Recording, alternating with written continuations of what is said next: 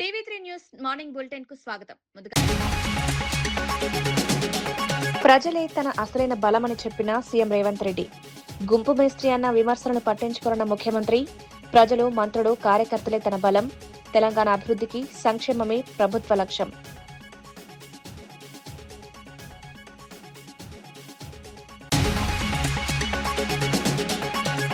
Drugs కు దూరంగా ఉండాలని యువతకు పిలుపునిచ్చిన అనిత.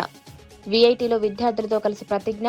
మాదక ద్రవ్యాలు కుటుంబాలను నాశనం చేస్తాయని హెచ్చరిక. డ్రగ్స్ నిర్మూలనలో ఈగల్ కృషి.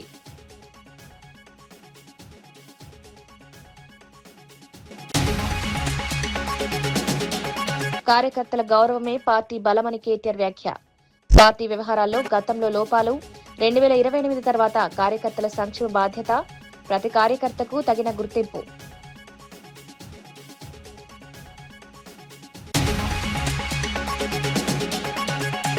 ఏపీ పర్యాటక రంగాన్ని అంతర్జాతీయ స్థాయికి తీసుకువెళ్తామన్న మంత్రి దుర్గేష్.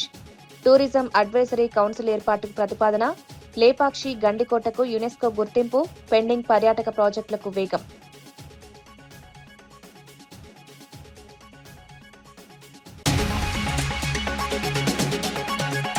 ఎమర్జెన్సీపై కాంగ్రెస్ క్షమాపణ చెప్పాలని రఘునందన్ డిమాండ్. ప్రజాస్వామ్య చరిత్రలో చీకటి అధ్యాయం. కాంగ్రెస్ కు అధికారంలో ఉండే నైతిక హక్కు లేదన్న విమర్శ. మిర్దొడ్డిలో అభివృద్ధి పనులకు శంకుస్థాపన. తనను గుంపు మేస్త్రి అని కొందరు అవహేళన చేసినా తాను పట్టించుకోరని ముఖ్యమంత్రి రేవంత్ రెడ్డి అన్నారు. ఈ గుంపంతా తనదేనని, ప్రజలు, మంత్రులు, కార్యకర్తలే తన అసలైన బలమని పేర్కొన్నారు. ప్రజల మద్దతు, విశ్వాసమే తన ప్రతిష్టకు మూలమని తెలిపారు. కొందరు తాము దొరలమని గొప్పలు చెప్పుకుంటారని, కానీ అలాంటి ఆలోచనలు తనకు లేవన్నారు. ప్రజల మధ్య నుంచే ఎదిగానని, ప్రజల కోసమే పనిచేస్తారని స్పష్టం చేశారు. సమస్యను ఈ 33 గేట్ల పునరుద్ధరణ పరిష్కరించబోతుంది. బళ్ళారి, అనంతపూర్, కర్నూలు, పాలమూరు జిల్లా లక్షలాది మంది రైతుల యొక్క సమస్యలకి ఈ గేట్ల పునరుద్ధరణ ఈ రోజు పరిష్కారం చూపించబోతుంది. సిఆర్ పాటిల్ గారు అత్యంత అనుభవజ్ఞుడైన, మృదుభాషి, అతి తక్కువ మాట్లాడడం, అత్యంత వేగంగా పనిచేయడం సిఆర్ పాటిల్ గారికి ఉన్న ఒక ప్రత్యేకత.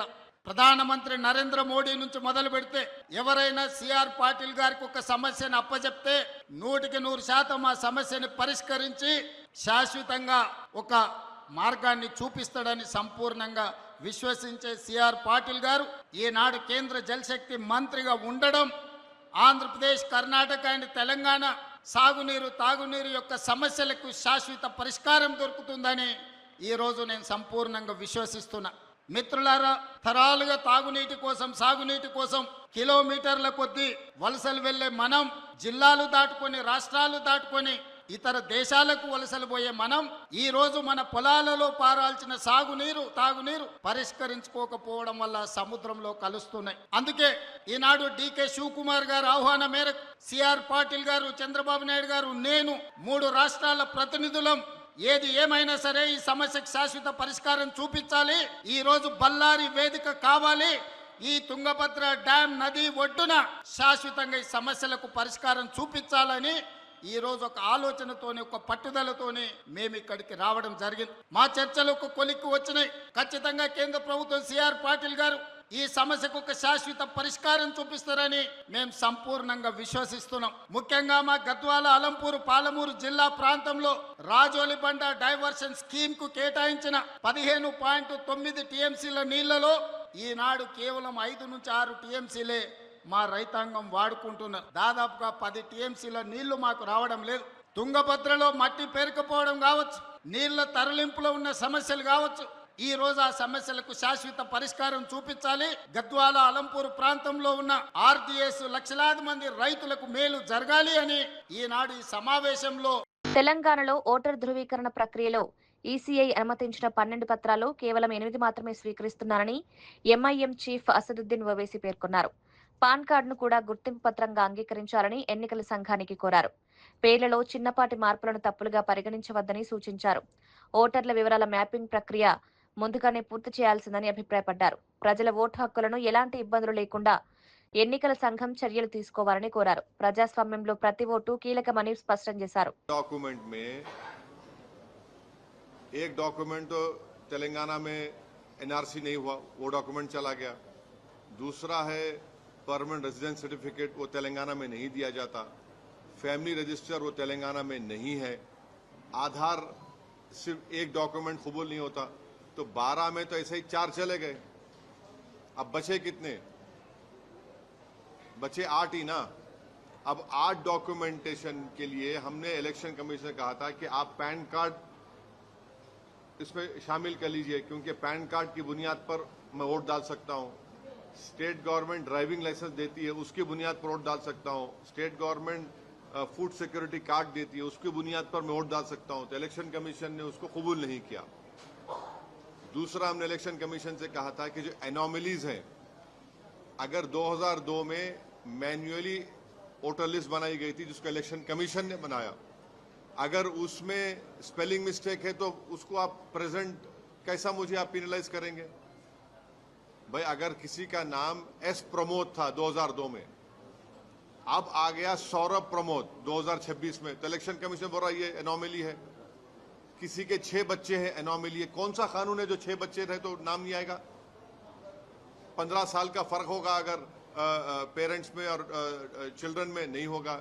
40 इयर्स का से कम होगा ग्रैंडसन में, ग्रैंडफादर में नहीं होगा। ये कैसा होगा बताइए? एनोमलीज कैसा होगा? हम बोले इसको करेक्शन कर लिए। आखिरी और एक बात, ये एक्सरसाइज शुरू से पहले प्री एसआईआर मैपिंग ईसीआई ने की। पहले ये बताया गया था कि प्री प्रिंटेड फॉर्म आएगा, राइट? हम अब नहीं आएगा। अब सिर्फ जो 2026 में जिसका नाम है वोटर लिस्ट में, उसको घर पे लाके देंगे बीएलओ फॉर्म। वोटर को, इलेक्टर को 2002 का पूरा अपना डिटेल लिखना पड़ेगा। हमने कहा कि जब आपके पास प्री ఎమర్జెన్సీ కాలం భారత ప్రజాస్వామ్య చరిత్రలో అత్యంత చీకటి అధ్యాయమని మెదక్ ఎంపీ రఘునందన్ రావు అన్నారు. ఆ కాలంలో జరిగిన చర్యలకు కాంగ్రెస్ పార్టీ దేశ ప్రజలకు బహిరంగ క్షమాపణ చెప్పాలని డిమాండ్ చేశారు. ప్రజాస్వామ్య విలువలను దెబ్బతీసిన కాంగ్రెస్ కు అధికారంలో ఉండే నైతిక హక్కు లేదని విమర్శించారు. సిద్దిపేట జిల్లా మిరుదొడ్డిలో ఎంపీ ల్యాడ్స్ నిధులతో చేపట్టనున్న అభివృద్ధి పనులకు శంకుస్థాపన చేశారు. సుమారు 40 లక్షల రూపాయల వ్యయంతో పనులు చేపడుతున్నట్లు తెలిపారు. ఇంకోటి పెట్టుకున్నా, ఏం మాట్లాడినా ఎవరిని ఏమనకుండా ప్రజాస్వామ్యాన్ని కాపాడుతున్న పార్టీ భారతీయ జనతా పార్టీ అయితే, కాంగ్రెస్ పార్టీ ఇండియానే ఇందిరా, ఇందిరానే ఇండియా అంటే ఎమర్జెన్సీ పెట్టి తీసుకుపోయి అందరినీ జైలు వేసినటువంటి దురదృష్టకరమైనటువంటి రోజు జూన్ 25.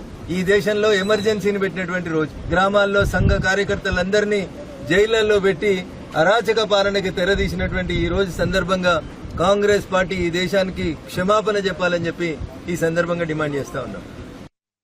కాపు సామాజిక వర్గానికి అన్యాయం ప్రస్తుతం కూటమి ప్రభుత్వంలో కాదని, వైఎస్ఆర్సీపీ పాలనలోనే జరిగిందని బీజేపీ ఎమ్మెల్సీ సోము వీర్రాజు అన్నారు. కాపు రిజర్వేషన్లు తొలగిస్తామని జగన్ ప్రకటించినప్పుడు ఇప్పుడు మాట్లాడుతున్న నేతలు ఎందుకు మౌనం వహించారో చెప్పాలని ప్రశ్నించారు.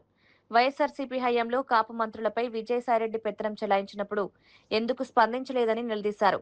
కాపుల సంక్షేమానికి కూటమి ప్రభుత్వం కట్టుబడి ఉందని పేర్కొన్నారు. నేను కాపులకు రిజర్వేషన్లు ఇవ్వను అని ఎక్కడ ప్రకటించాడు? జగ్గంపేటలో ప్రకటించాడు. ఒక్క కాపు నోరెత్తాడండి. ఎందుకు నోరెత్తలేదు? మీరు దేనికి నోరెత్తలేదు అంటున్నాను. మీకు నోళ్లు పడుకొని ఆ వేళ ఒక కలెక్టర్ గారి పేరు చెప్పండి. మురళీధర్ రెడ్డి. మంత్రి ఎవరండి? కన్నబాబు. ఏమీ లేదు కన్నబాబుకి. కాపుకి ఏమీ లేదు. గళాసు వారు చెప్తున్నారు కాపుకి ఏమీ లేదు. వీళ్ళిద్దరే పరిపాలించారు మొత్తం జిల్లా అంతా కూడా. ఏడుపు పెడుపోపలు ఎప్పటికీ చెప్పుకోలేదు. ఆయన మళ్ళీ ఒక ఇన్ఛార్జ్ మంత్రి ఎక్కడికి? వైజాగ్కి. ఎవరు? కన్నబాబు గారు. ఆయన ఇలా మీటింగులు జరిగాయి. అక్కడ ఎవరు తీసుకున్నాడు? విజయసాయి రెడ్డి తీసుకున్నాడు పత్రాలన్నీ. ఈయన ఎవరు? మనకెవరు ఇప్పుడు ఇన్ఛార్జ్ మంత్రి?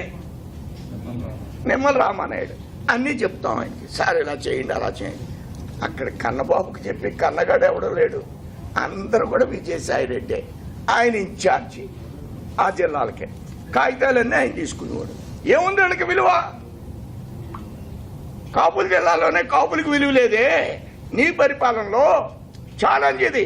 ఓపెన్ డిబేట్ రమ్మనండి ఎవరినైనా. ఏమండి మేము కాపులు, మా పార్టీలో ఉన్న కాపులు అందరూ మేము ముఖ్యమంత్రిని చేయడం కోసం ఉన్నాం అని మీటింగ్ కట్టుకోమనండి. 7 కాపులకి ఏమైనా అన్యాయం జరిగితే మేము లేవా ఇక్కడ? ఆంధ్రప్రదేశ్ పర్యాటక రంగాన్ని అంతర్జాతీయ స్థాయికి తీసుకువెళ్లేందుకు ప్రభుత్వం కృషి చేస్తోందని మంత్రి కందుల దుర్గేష్ తెలిపారు. ఏపీ ఛాంబర్స్ ప్రతినిధులు సచివాలయంలో ఆయన్ను కలిసి పలు ప్రతిపాదనలు సమర్పించారు. పరిశ్రమలు, హాస్పిటాలిటీ, ట్రావెల్, ఏవియేషన్ రంగాల ప్రతినిధులతో టూరిజం అడ్వైజరీ కౌన్సిల్ ఏర్పాటు చేయాలని సూచించారు. లేపాక్షి, గండికోట, బెలుం గుహలకు యునెస్కో గుర్తింపు తీసుకురావాలని కోరారు. పెండింగ్ లో ఉన్న పర్యాటక ప్రాజెక్టులకు వేగంగా అనుమతులు మంజూరు చేస్తామని మంత్రి హామీ ఇచ్చారు. హోటల్ను కూడా ఎంకరేజ్ చేయాలని కొద్ది రోజుల్లోనే విజయవాడలో స్టేక్ హోల్డర్స్ మీటింగ్ పెట్టి చిన్నవాళ్ళను కూడా ఎంకరేజ్ చేయాలనే ఉద్దేశంతో రాష్ట్ర ప్రభుత్వం నిర్ణయం తీసుకుంది. సెప్టెంబర్లో వైజాగ్లో ఒక ట్రావెల్స్ సంబంధించింది చాలా లార్జ్ స్కేల్లో పెట్టాలని ముఖ్యమంత్రి గారు తెలియజేశారు. రాష్ట్ర వ్యాప్తంగా సుమారుగా 100 మంది ట్రావెల్స్ సంబంధించిన అన్ని జిల్లాల వాళ్ళని ఈ వారం 10 రోజుల్లో ఒక మీటింగ్ పెట్టడానికి డేట్ ఇస్తా అన్నారు. విజిబిలిటీ పెరగాలి, మనకి ఇన్బౌండ్ టూరిస్టులు పెరగాలనే దాని మీద కొన్ని సూచనలు చేయటం జరిగింది. ఇది ఇమ్మీడియట్గా మనకి ఫుట్ ఫాల్స్ పెరగాలంటే మిడ్ సెగ్మెంట్లో లెస్ దాన్ 50 crore ప్రాజెక్ట్స్ని మనం వెంటనే రిజాల్వ్ చేసి దానికి గనక ఊతం గనక ఇవ్వగలిగితే సో ఇంపార్టెంట్ సర్క్యూట్స్లో క్విక్గా డెవలప్ అవుతాయి. ఈ ఇన్బౌండ్ టూరిజం పెరగాలనుకున్నప్పుడు రైల్వేస్తోనూ, ఎయిర్లైన్స్తోనూ, క్రూజ్ ఆపరేటర్స్తో కూడా లింకప్ చేసుకుని మనం ప్రమోషనల్ ఈవెంట్గా చేసినప్పుడు ఇన్బౌండ్ టూరిస్టులు పెరుగుతారని చెప్పడం జరిగింది. టూరిజం అంటేనే 90% of the projects micro, small, medium సెగ్మెంట్లో ఉంటాయి. పెద్ద ప్రాజెక్టులను ఎలాగైతే ఎస్ఐపిసి, ఎస్ఐపిబి రూట్లో ఫాస్ట్ ట్రాక్లో తీసుకెళ్తున్నారో అలాగే డిపార్ట్మెంటల్ లెవెల్లో లెస్ దాన్ 50 crores ఉన్న ప్రాజెక్టులన్నిటికి కూడా ఒక మెకానిజము, మొడాలిటీ డెవలప్ చేసి వీటన్నిటిని ఈ ప్రాజెక్టులన్నీ క్లియర్ చేసి వాటికి some kind of registration with assurance of incentives ఇవ్వడం జరిగింది మన పాలసీలో. అంతర్జాతీయ మాదక ద్రవ్యాల వ్యతిరేక దినోత్సవం సందర్భంగా అమరావతిలోని విఐటి విశ్వవిద్యాలయంలో నిర్వహించిన కార్యక్రమంలో హోంమంత్రి అనిత పాల్గొన్నారు. ఈగల్ విభాగం ఆధ్వర్యంలో నిర్వహించిన కార్యక్రమంలో విద్యార్థులతో కలిసి మొక్కలు నాటి డ్రగ్స్ కు దూరంగా ఉండాలని ప్రతిజ్ఞ చేయించారు. సంకల్ప పోస్టర్ను ఆవిష్కరించి యువతకు అవగాహన కల్పించారు. మాదక ద్రవ్యాలు కుటుంబాలను నాశనం చేస్తాయని హెచ్చరించారు. తల్లిదండ్రుల ఆశయాలను నెరవేర్చే దిశగా విద్యార్థులు ముందుకు సాగాలని సూచించారు. 30-40 సంవత్సరాల నుంచి దగ్గర 20,000 ఎకరాల్లో గాంజా సాగు పండించే AOB area, Andhra Orissa border ఏరియాలో ఈరోజు జీరో కల్టివేషన్ అని చెప్పేటప్పుడు నిజంగా మాకు కూడా కొంచెం భయం వేసింది. బట్ మేము అక్కడి నుంచి తెప్పించుకున్నాం. రిపోర్ట్సే కాదు, డ్రోన్స్ కెమెరాస్తో కూడా మేము చెక్ చేసుకొని ఎక్కడ నాకు ఒక రకంగా చెప్పాలంటే ఒక అదృష్టం కింద భావించాం. సాక్షాత్తు సీఎం గారు కూర్చొని ఈగల్ అన్న పదంలోనే చాలా అర్థం కనిపిస్తుంది. ఈగల్ పెట్టండి అని సాక్షాత్తు గౌరవ నారా చంద్రబాబు నాయుడు గారు పెట్టిన టాస్క్ ఫోర్స్ ఈ రోజు ఇది ఎంతవరకు అడాప్ట్ అయిందంటే పక్కన తెలంగాణ వాళ్ళు కూడా మన ఇదే ఈగల్ పేరుని కూడా వాళ్ళు అడాప్ట్ చేస్తున్నారు. నిన్నగాక మొన్న తమిళనాడులోని సీఎం అయిన విజయ్ గారు కూడా ఈగల్ లాంటి వ్యవస్థని మన దగ్గర కూడా నడిపించాలి అని చెప్పి మనల్ని ఆదర్శంగా తీసుకొని ఈరోజు తమిళనాడులో వేసే పరిస్థితి. ఒరిస్సా గవర్నమెంట్ మీరు ఎలా చేశారు, మాకు పీపీటీ ప్రెజెంట్ చేయండి అంటే రీసెంట్గా ఆ పీపీటీని కూడా ప్రెజెంట్ చేసే పరిస్థితి. ఈ కల్టివేషన్ ఆఫ్ గంజాయి ఏంటంటే ఇంకా ఆంధ్ర ఒరిస్సా బోర్డర్లో మనకి ఆల్మోస్ట్ మనకి ఒక కల్టివేషన్ గంజాయి కల్టివేషన్ పూర్తిగా నిర్మూలించడం జరిగింది. సో ఇప్పుడు మనకి ఆంధ్రప్రదేశ్లోకి వచ్చే గంజా అంతా కూడా మనకి ఒరిస్సా నుంచి వస్తుంది. సనత్ నగర్ లో ది థీమ్ 90 డిగ్రీ ఇంటీరియర్ స్టూడియోను బీఆర్ఎస్ నాయకుడు కొలను బాలరెడ్డి ప్రారంభించారు. స్టూడియో ఎండీ నరేందర్ కుమార్ ఆధ్వర్యంలో జరిగిన కార్యక్రమంలో రిబ్బన్ కట్ చేసి ప్రారంభోత్సవం నిర్వహించారు. ఆధునిక గృహ నిర్మాణాల్లో ఇంటీరియర్ డిజైన్ కు పెరుగుతున్న ప్రాధాన్యతను ఈ సందర్భంగా ప్రస్తావించారు. ఓపెన్ కిచెన్, ఫర్నిచర్, ఇంటి అలంకరణకు సంబంధించిన సేవలు ఒకే చోట అందుబాటులో ఉంటాయని నిర్వాహకులు తెలిపారు. వ్యాపారం విజయవంతంగా సాగాలని కొలను బాలరెడ్డి ఆకాంక్షించారు. ఈ కార్యక్రమంలో పలువురు అతిథులు, స్థానిక నాయకులు, స్టూడియో సిబ్బంది పాల్గొన్నారు. ఓపెన్ కిచెన్ కానివ్వండి, ఫర్నిచర్ కానివ్వండి, ఏ విధమైన కానీ డెకరేషన్ కానీ అలాంటి చేసుకోవడం కాబట్టి ఇది చాలా అద్భుతంగా నడవాలి, మంచి పేరు తీసుకురావాలని చెప్పేసి కోరుకుంటూ ఈ షాప్ మంచి పొజిషన్లో రావాలని కోరుకుంటున్నాను. मेरा नाम नागेंद्र कुमार है। मैं 2014 से सर के साथ में हूँ। अब तक मैं लाइफ में आगे गया हूँ जब से इनके साथ मिला हूँ, जब से जुड़ा हुआ हूँ। इंडिको बिल्डर्स के ओनर हैं, एमडी हैं इन्हों, और जो भी प्रोजेक्ट बनाते हैं कंटिन्यू काम तो मैं ही करता हूँ और हर चीज़ में मुझे कभी भी तकलीफ़ नहीं हुआ, अच्छे से अच्छे आगे निकलते गए हैं। पूरा सपोर्ट है सर का मेरे साथ हमेशा के लिए, और सर का मैं बहुत बहुत शुक्रगुजार हूँ। ప్రభుత్వ సంక్షేమ అభివృద్ధి పథకాల లబ్ధి ప్రతి అర్హుడికి చేరేలా అధికారులు కృషి చేయాలని special chief secretary Naveen Mittal సూచించారు. వికారాబాద్ కలెక్టరేట్లో ప్రజాపాలన ప్రగతి ప్రణాళిక 99 రోజుల కార్యక్రమంపై సమీక్ష నిర్వహించారు. జిల్లా కలెక్టర్ దీపక్ తివారీ, ఎస్పీ స్నేహ మెహ్రాతో కలిసి పథకాల అమలు తీరును పరిశీలించారు. ప్రజల సమస్యలను గుర్తించి వేగంగా పరిష్కరించాలని అధికారులకు సూచించారు. ప్రభుత్వ పథకాలపై విస్తృత అవగాహన కల్పించాలని కోరారు. కోర్టు సమావేశంలో అదనపు కలెక్టర్లు, వివిధ శాఖల జిల్లా అధికారులు పాల్గొన్నారు.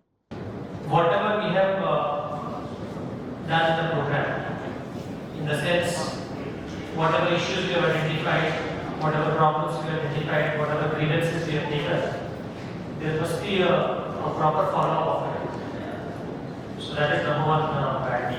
Number two, also documentation of what has been done and then dissemination of good work which has been done. And that is why state government has appointed the special officers for every district, so that this handholding can be made there. Important learnings from one district can also be taken to other districts also. So that if some district has done some very interesting or innovative work, that can be taken to the other districts also. They can also learn from the process. And finally, to have a sort of a plan based on these identified issues, sort of an action plan that then we can implement in the coming months and coming time. This is the basic objective of having this meeting today. That is, many times what happens is we conduct a program, but once the program is done, we forget and then we move into our routine work or next program may be on. But here it is not like that. This program which we have conducted for such a long time. Indira మహిళా శక్తి పథకం కింద మహిళలకు చీరల పంపిణీ కార్యక్రమంలో cantonment MLA Shri Ganesh పాల్గొన్నారు. Marredpally cricket ground లో నిర్వహించిన కార్యక్రమంలో మహిళలకు చీరలు అందజేశారు. మహిళలు ప్రభుత్వాలపై ఆధారపడకుండా ప్రభుత్వాలకే పన్నులు చెల్లించే స్థాయికి ఎదగాలని ఆకాంక్షించారు. 1 కోటి మంది మహిళలను కోటీశ్వరులుగా తీర్చిదిద్దడమే కాంగ్రెస్ ప్రభుత్వ లక్ష్యమన్నారు. మహిళా సంఘాలకు అధిక రుణాలు, వడ్డీ మాఫీ, వ్యాపార అవకాశాలు కల్పిస్తున్నట్లు తెలిపారు. మహిళా సాధికారతకు ప్రభుత్వం కట్టుబడి ఉందని పేర్కొన్నారు. చీరలు తీసుకున్న వాళ్ళు వంటలు కొట్టుకోవడానికి కావచ్చు, పరదలకు కావచ్చు, కొంతమంది అయితే స్టీల్ సామాన్లకు ఇచ్చి స్టీల్ సామాన్లు తీసుకున్నారు. నేను వస్తా కూడా ఎక్కడ పోతున్నావు అనేసి మా ఒక సిస్టర్ ఫోన్ చేసి పద్మ అంటే ఇక్కడ పోతున్నాము ప్రోగ్రామ్ కంటే అన్నది చీరలు అంటే అన్న ఖచ్చితంగా చెప్పు, కేసీఆర్ మమ్మల్ని అవమానపరిచిండు ఆ చీరలు ఇచ్చి. ఈ రోజు మా సీఎం రేవంత్ రెడ్డి గారు మంచి చీరలు ఇచ్చి మమ్మల్ని గౌరవిస్తున్నందుకు ముఖ్యమంత్రి గారికి హృదయపూర్వకంగా సభాముఖంగా అందరు చప్పట్లతో ధన్యవాదాలు చెప్పని చెప్పింది. ఎవరు? మా పద్మమ్మ. ఆ బాలెంబైలో మా యాదమ్మ ఉంటది. ఆమె ఆ చీర తీసుకున్నప్పటి నుంచి చీర నానులను కూడా ఇప్పించి మరీ చెప్పింది, ఈ చీరలు నేను ముందు గొంతలు కొట్టుకుంటే గణేశయ్య, ఇప్పుడు మాత్రం మేము కట్టుకొని సంతోషంగా ఉన్నాం.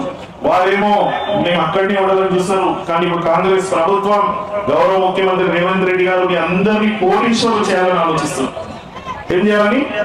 కోటీశ్వరులు చేయాలని ఆలోచిస్తారు. దానికే ముందు రుణాలు 5 లక్షలు ఉండేది, ఇప్పుడు రుణాలు 20 లక్షలు దానికి ఇచ్చి 10 లక్షల రూపాయల వరకు రుణమాఫీ చేస్తారని ఒక నెల కిందనే ప్రోగ్రామ్ చేసి దానికి ఒక జీవో కూడా పాస్ చేశారు. అదే కాకుండా మొన్న వర్షంలో కూడా 553 మహిళా సంఘాలకు బస్సులు కొనిపించి ఆ బస్సులు ఆర్టీసీకి అద్దెలు ఇప్పించి అందరినీ ఏ బస్సులు అయితే ఉచితంగా ప్రయాణం చేస్తారో అదే బస్సులకి ఓనర్లు చేసిన ఘనత మన గౌరవ ముఖ్యమంత్రి రేవంత్ రెడ్డి గారు. ఓనర్ అయిన చూసిన టీవీలలో అయితే 553. అదే కాకుండా పెట్రోల్ పంపులు పెట్టుకుంటారంటే పైసలు పెట్రోల్ పంపులు పెట్టుకుంటుండే. పెట్రోల్ పంపులు కూడా మా ముందున్న మహిళలు లాగానే వేరే ఏరియాల మహిళలు కూడా ముఖ్యమంత్రి గారు పెట్రోల్ పంపులు పెట్టించారు. సో రాష్ట్ర ప్రభుత్వం ఏర్పడిన నుంచి మహిళలకు ప్రాధాన్యత ఇస్తుంది. మహిళల పేర్ల మీదనే పథకాలు ఇస్తూ ఇందిరా మహిళా శక్తి, గృహజ్యోతి, మహాలక్ష్మి అందరికి 200 యూనిట్ వరకు. పార్టీ కార్యకర్తల గౌరవాన్ని కాపాడడంలో గతంలో కొన్ని లోపాలు జరిగాయని బీఆర్ఎస్ వర్కింగ్ ప్రెసిడెంట్ కేటీఆర్ అంగీకరించారు. రాష్ట్ర అభివృద్ధిపై ఎక్కువ దృష్టి పెట్టడం వల్ల పార్టీ వ్యవహారాలను కొంతవరకు నిర్లక్ష్యం చేశామన్నారు. ఇకపై అలాంటి పరిస్థితిని రానివ్వబోమని హామీ ఇచ్చారు. 2028లో కేసీఆర్ మళ్లీ ముఖ్యమంత్రి అయిన తర్వాత కార్యకర్తల సంక్షేమం, గౌరవం, పదవుల బాధ్యత పూర్తిగా తనదేనని పేర్కొన్నారు. పార్టీ కోసం కష్టపడిన ప్రతి కార్యకర్తకు తగిన గుర్తింపు లభించేలా చర్యలు తీసుకుంటామని తెలిపారు. కార్యకర్తలే పార్టీ బలమని కేటీఆర్ స్పష్టం చేశారు. మళ్ళీ ఓటు అడగాలంటే నా గౌరవం యాడుంటది అని, అందుకే నేను మీకు మాటిస్తున్నా, ఇట్లాంటి చిన్న చిన్న పొరపాట్లు మొత్తం ప్రభుత్వం మీదే దృష్టి పెట్టినాం, పార్టీ మీద ఎక్కువ దృష్టి పెట్టలే. వాస్తవానికి 10 ఏళ్ళు కొత్త రాష్ట్రం కదా, కొత్త సంసారం కదా, కొత్త ఇల్లు కదా, పునాది గట్టిగా పడాలి, మన రాష్ట్రం నవ్వెటోళ్ళ ముంగట జారిపడొద్దు, మీకు పరిపాలన చేతనైతే దాన్నోళ్లను నోర్లు మూపియాలే, మంచిగా నడిపియాలని ఆలోచన చేసినాం తప్ప వేరే ఆలోచన చేయలే. కానీ నేను మీకు మాటిస్తా ఉన్నా, వచ్చే 5 ఏళ్ళు అట్లుండదు. 2028లో మీ అందరి దయతో ప్రజల ఆశీర్వాదంతో తిరిగి కేసీఆర్ ముఖ్యమంత్రి అవుతాడు. అయినాక నేను బాధ్యత తీసుకుంటా. వచ్చే 5 ఏళ్ళు మన ప్రభుత్వం వచ్చినాక కార్యకర్తల బాగోగులు, ప్రజల సంక్షేమం రెండింటినీ బ్యాలెన్స్ గా నడిపించే బాధ్యత నాది. మీకు రావాల్సిన పదవులు, మీకు జరగవలసిన లాభం, మీకు కోరుకునే గౌరవం వచ్చే విధంగా చేసే బాధ్యత నాది. గతం మర్చిపోండి. చిన్న చిన్న పొరపాట్లు జరిగిండొచ్చు, మా వైపు నుంచి కూడా జరిగిండొచ్చు. ఉద్యమంలో పనిచేసిన బిడ్డలు ఉన్నారు ఇక్కడ, వాళ్ళకు కూడా అయ్యో మాకు జరగాల్సినంత జరగలేదేమో అన్న భావన ఉండొచ్చు. నేను వారందరినీ ప్రార్థిస్తా ఉన్నా. ఎస్ఐఆర్ ప్రత్యేక ఓటరు సవరణ ప్రక్రియపై కాంగ్రెస్ శ్రేణులు అప్రమత్తంగా ఉండాలని భువనగిరి ఎంపీ చామల కిరణ్ కుమార్ రెడ్డి సూచించారు. రాష్ట్ర వ్యాప్తంగా నియమించిన బిఎల్ఏలు ప్రతి బూత్ లో ఓటర్ జాబితాలను నిశ్శబ్దంగా పరిశీలించాలని కోరారు. అన్యాపైన ఓట్లను గుర్తించి అవసరమైన చర్యలు తీసుకోవాలని సూచించారు. 4 రోజుల పాటు జరిగే ఈ ప్రక్రియను కాంగ్రెస్ కార్యకర్తలు బాధ్యతగా తీసుకోవాలన్నారు. ప్రజాస్వామ్య పరిరక్షణలో ప్రతి ఓటు కీలకమని పేర్కొన్నారు. ఓటర్ల హక్కుల రక్షణ కోసం పార్టీ శ్రేణులు సమన్వయంతో పనిచేయాలని పిలుపునిచ్చారు. సవరణ జరుగుతుందో ఇది చాలా కీలకమైనటువంటి విషయము. ఎవ్వరు కూడా దీన్ని ఈజీగా తీసుకోవాల్సినటువంటి పరిస్థితి లేదు. నిన్న కూడా ముఖ్యమంత్రి రేవంత్ రెడ్డి గారు మాట్లాడుతూ ప్రతి ఒక్క కార్యకర్తకు పిలుపునిచ్చిర్రు, ప్రతి ఒక్క నియోజకవర్గ ఇన్ఛార్జీలకు కూడా క్లారిటీగా చెప్పిర్రు, ఎమ్మెల్యేలకు కూడా. దీని మీద అలసత్వం వహిస్తే రానున్న రోజుల్లో రాజకీయంగా దెబ్బతినేటువంటి పరిస్థితి ఉంది. మొన్ననే బీహార్ లో 70 లక్షల పైచిలకు ఓటర్లు డిలీట్ చేయడం జరిగింది. అలాగే వెస్ట్ బెంగాల్లో 1 కోటి పైన ఓట్లు డిలీట్ చేయడం జరిగింది. ఈ 2 రాష్ట్రాలలో కూడా అక్కడ ఉన్నటువంటి బీజేపీ కైవశం చేసుకుంది ఈ ఎస్ఐఆర్ ప్రాసెస్ వల్ల. అదే విధంగా కేరళలో కార్యకర్తలు అప్రమత్తంగా ఉండడం వల్ల కేరళలో మనం కాపాడుకోగలిగినాం కాంగ్రెస్ పార్టీ కూటమి ఏదైతుందో. ఇప్పుడు తెలంగాణలో కూడా అదే జరగబోతుంది. నేను 2 నిమిషాలలో మీకు చెప్తా. ఎస్ఐఆర్ ప్రాసెస్ ద్వారా అంటే ఈ రోజు 25వ తారీఖు జూన్ నుంచి జూలై 24వ తారీఖు దాకా బిఎల్ఓ, మీరు బిఎల్ఏలు, బిఎల్ఓ అంటే బూత్ లెవెల్ ఆఫీసర్, ప్రభుత్వం ఎలక్షన్ కమిషన్ నియమించే అధికారి. ఇతను ప్రతి ఇంటికి 3 సార్లు వచ్చే ప్రయత్నం చేస్తారు. ఎందుకంటే ముఖ్యంగా వాళ్ళు ఈ మధ్య కాలంలో ఏదైతే మ్యాపింగ్ చేసిర్రో, మన దగ్గరికి రాకముందే మ్యాపింగ్ చేయడం జరిగింది. 2002 ఓటర్ లిస్టు, 2025 ఓటర్ లిస్టులను తీసుకొని ఈ సవరణ చేస్తుర్రు. దీంట్లో 3 కోట్ల పైచిలుకున్నటువంటి మన తెలంగాణ ఓట్లలో 1 కోటి పైచిలుకు ఓట్లను ఆల్రెడీ అన్మ్యాప్డ్ గా డిక్లేర్ చేసిర్రు. అంటే 33% ఓట్లు మన బూత్ లో 1200 ఓట్లు ఉంటే 400 ఓట్లు అన్మ్యాప్డ్ ఉన్నాయి. అన్మ్యాప్డ్ అంటే వాళ్ళ ఆధారాలు తీసుకోవడానికి వస్తుర్రు. ఒకవేళ మనం అప్రమత్తంగా లేకుండా ఈ బిఎల్ఓ ఏజెంట్లు మన బూత్కు వచ్చినప్పుడు మనం ఎమ్మటి లేకపోతే మన బిఎల్ఏ ఏజెంట్ ఈ యొక్క 33% ఓట్లు డిలీట్ అయ్యే అవకాశం ఉంది. దీంట్లో మనకు దగ్గర వాళ్ళు, మన చుట్టాలు, మనకు తెలిసిన వాళ్ళు, మన కాంగ్రెస్ పార్టీకి అనుకూలమైనటువంటి ఓటర్లను తొలగించే ప్రయత్నం జరుగుతుంది. కాబట్టి మీరు ఇమీడియట్ గా ఈ రోజు జరగబోయే ప్రక్రియలో బిఎల్ఓ ఏజెంట్ ఎప్పుడు వస్తుండో కనుక్కోండి. మీరు అతని వెంబటే ఉండి ఇంటింటికి వెళ్లి ఈ 2002 ఓటర్ లిస్ట్ ని మీకు ఇవ్వడం జరుగుతుంది. పార్టీ తరఫున 2025 ఓటర్ లిస్ట్ లో ఫోటోతో సహా ఉంటుంది, అది కూడా ఇవ్వడం జరుగుతుంది. అన్మ్యాప్డ్ ఏదైతే 1,02,00,000 ఓట్లు ఏదైతే అన్మ్యాప్డ్ అని చెప్తుర్రో ఆ ఓటర్ లిస్టుల విషయం కూడా మీరు లోకల్ రిటర్నింగ్ ఆఫీసర్ ని, ఎమ్మెల్యేలు గాని, నియోజకవర్గ ఇన్ఛార్జీలు గాని ఇమీడియట్ గా ఈ రోజే తీసుకోవాలి. తీసుకొని 3టిని దగ్గర పెట్టుకున్నట్టయితే చామల కిరణ్ కుమార్ రెడ్డి ఓటు శాలిగౌరారంలో ఒకవేళ మిస్ అయి అన్మ్యాప్డ్ లో పడితే ఇమ్మీడియట్ గా మీరు సవరణ చేయాల్సి వస్తుంది, ఎన్యుమరేషన్ ఫామ్ నింపియాల్సి వస్తుంది. కాబట్టి మీరు ఎట్టి పరిస్థితిలో ఈ 4 రోజులు ఈ బిఎల్ఓలను అంటి పెట్టుకొని ఉండాల్సిన అవసరం ఉంది. ఇది మన రాజకీయ భవిష్యత్తు. మీరు రేపు సర్పంచ్లు కావాలన్నా, వార్డు మెంబర్లు కావాలన్నా, జెడ్పీటీసీలు కావాలన్నా, ఎమ్మెల్యేలు ఎవరైనా కావాలన్నా, ఎంపీలు నాలాంటి వాళ్ళు ఎవరైనా గెలవాలన్నా ఈ ప్రక్రియను మనం అధిగమిస్తేనే మళ్లీ అవకాశం ఉంటది. కాబట్టి ఎట్టి పరిస్థితిలో ఈ 4 రోజులు ఈ ప్రక్రియలో ఒక్క చిన్న తప్పిదం లేకుండా, ఒక్క చిన్న ఓటర్ కూడా మిస్ కాకుండా, ఒకవేళ హైదరాబాద్ లో సెటిల్ అయినటువంటి ఓటర్ ఊర్లో వచ్చి ఓటేసే ప్రక్రియ ఉంటే ఆ ఓటుని కూడా రీటైన్ చేసుకోవాల్సిన అవసరం ఉంది. ఎందుకంటే ఇక్కడ లేడు అక్కడ ఉండని, అక్కడ లేడు ఇక్కడ ఉండని ఆయన ఓటు 2 దిక్కులో కూడా తొలగించే అవకాశం ఉంటది. కాబట్టి మీరు అందరు ఓటర్లతో కూడా మాట్లాడాల్సిన అవసరం ఉంటది. ఇది ఎలక్షన్ కి ప్రిపరేటరీనెస్ అనే అనుకోండి. ఎందుకంటే మనకు మన బూత్ 1200 కంటే ఎక్కువ బూత్ ఉండదు. ప్రతి బూత్ లో ఆ బూత్ లో ఉన్న ఓటర్ కొన్నిసార్లు పక్క బూత్ లో కూడా ఉంటాయి కాబట్టి అవన్నీ కూడా సవరణ చేసి మన బూత్లకు వచ్చేటట్టుగా చూసుకోవాల్సిన అవసరం ఉంది. కాబట్టి బిఎల్ఏలందరికీ మరొకసారి విజ్ఞప్తి చేస్తున్నా, మీరు ఎట్టి పరిస్థితిలో ఊరు వదిలిపెట్టకుండా ఈ నెల రోజులు బిఎల్ఓ ఏజెంట్ ఫోన్ నెంబర్ తీసుకొని ఎప్పుడు వస్తుండు ఏంది అనేది తెలుసుకోండి. మీకు ఇంకా కూడా డౌట్లు ఉంటే స్థానిక ఎమ్మెల్యే గారిని మేము ప్రతి 10 బూత్లకు ఒక సూపర్వైజర్ని పెడుతున్నాము, ప్రతి నియోజకవర్గానికి ఒక సూపర్వైజర్ని పెడుతున్నాము. మరిన్ని వార్తలతో మళ్ళీ కలుద్దాం. నమస్కారం.